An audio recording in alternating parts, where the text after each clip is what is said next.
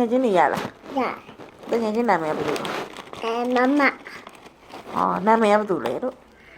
အဲ့ဒါမမ မမလို့ပဲခေါ်တာပေါ့ โอเค သမီးကိုဘယ်လိုခေါ်တာသူတို့က မလေးလို့ကိုရ ညီမလေးလို့ခေါ်တာသမီးเจ้าမှာဘာတွေသင်ရတော့ အာရုံတိုးတယ် ဟာအဲ့လိုမပြောအောင်လေမမေပြော ကို နေ တေတိုးကြည့် potato เจ้าမှာဘယ်လိုသင်ရတာ ကိုတိုး အဲ့တခုပဲလားတခြားဘာတွေသင်သေးတော့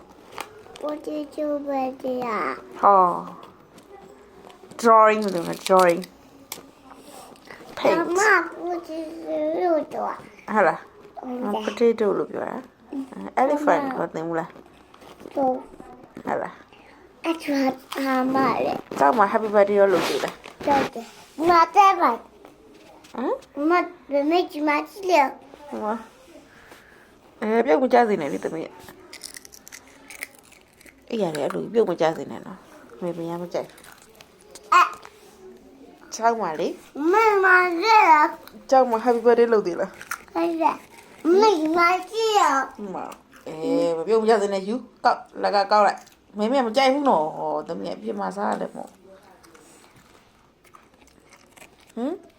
happy birthday ကဘယ်နှစ်ယောက်လုပ်တာ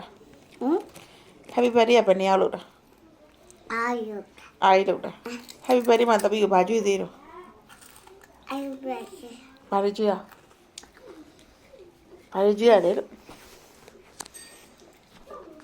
တိုင်းနဲ့ကြည့်ရ ဟုတ်လားထမင်းရောကြွေးသေးလား ကြည့်ရ ထမင်းဘာနဲ့လဲ ဝန်ဦးနာ ဥနဲ့ဟဲချစ်ကန်နဲ့မဟုတ်ဘူးလား ဟုတ် ချစ်ကန်နဲ့ကြွေးမှာပါသမီးဟမ် ကြည့်ရပါမှာတော့ကြည့် happy birthday လို့တော့မကြွေးဘူးလားသမီးတို့ ကြည့် ကျောင်းမှာကသေးလား ကာ ကဘယ်လိုကဘယ်လိုကတော့ မက ဟာ A is for apple လို့မသိဘူးလား ဒီမှာတောက်ကိုအောက်ကြည့်တယ်ကြည့်တယ် မဟုတ် မ ပြန်ကပြန်က ဒီမှာ မမြင်လားလေ အဲ့မှာတောက်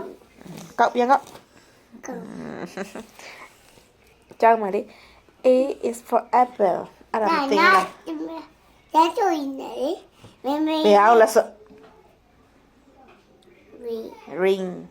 အဲ့ဘာ ring လဲ ဒမိုဝီ diamond ring ဒမိုဝီကိုစတော်လေးမပြောလိုက်မယ် မစိုးရဘူး ချိုမ မစိုးရဘူး ချို